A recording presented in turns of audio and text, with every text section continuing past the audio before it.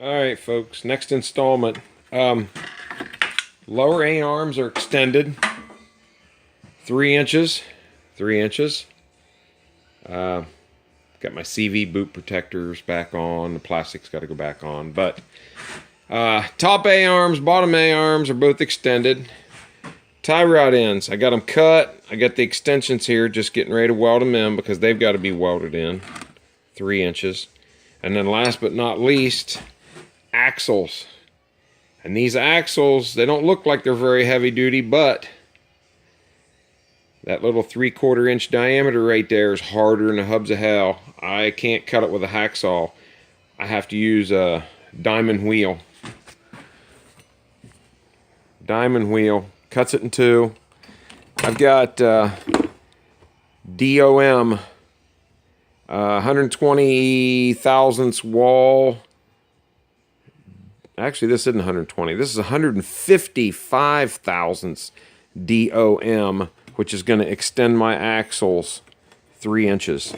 I worried about that, and when I did the 650, I've never broken an axle, and I've never broken the drive shaft, and I extended them both with DOM and welded them. Hang in there. Okay, the tie rod ends are cut, axles are cut. Now I've got to cut the extension pieces for both of those and get them slid on there and welded. When I extend these things, I plug weld them. I fill these welds up. There's 2 on this side, 2 on that side, and here down here just 1 on one side, 1 on the other. And then I weld all the way around the face. That way it's nice and strong. I don't know how well you can see that, but those are the 2 plug welds. And then I weld all the way around the end.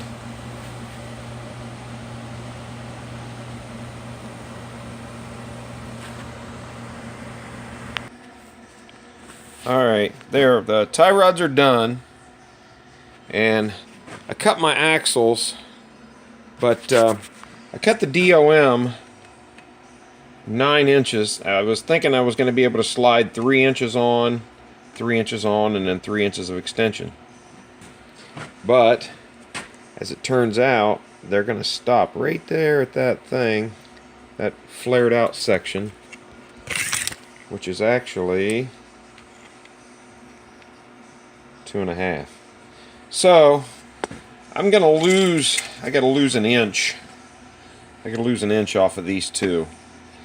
And unfortunately, the way I'm videoing, if I run out of time on this video,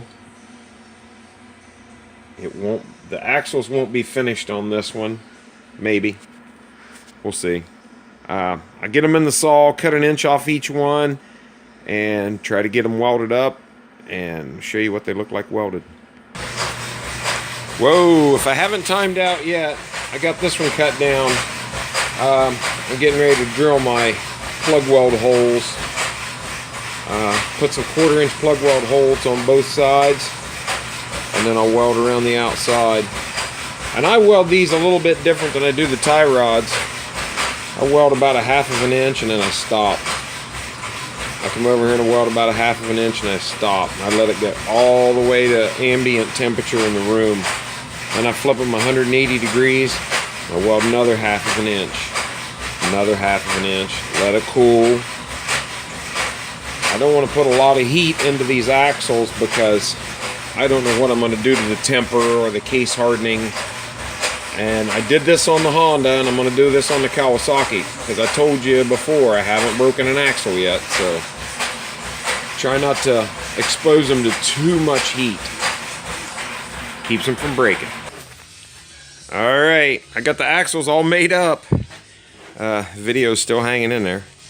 I'm going to do the plug welds first. I'll get all 4 plug welds done on each axle. And then I'll jump in and start doing my 1/2 inch welds around. It seems I got something that's guaranteed that I slow down, and that's welding right close to that rubber. If I don't burn the rubber up, I'm not going to change the crystalline pattern in the metal on the axle. That's my first 1/2 inch on both of them. Got the plug welds done, 1/2 inch on each one. Now, if I'm going to be waiting, I might as well do something while I'm waiting for it to cool. This waiting on these to cool is going to take forever, so I thought maybe I would show you that I've already got 100 feet of 1.5 inch, 85 thousandths wall, electric welded tubing. That's going to be the main part of the roll cage. And I've also got some 1 inch square 14 gauge, which I use for the subframe. That's what comes off of the bike frame out to the roll cage.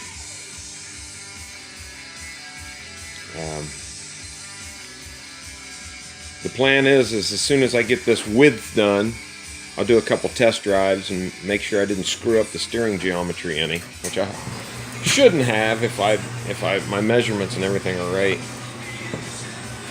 But that lets me know that I got everything straight and I don't have to worry about my steering, bump steering or anything like that.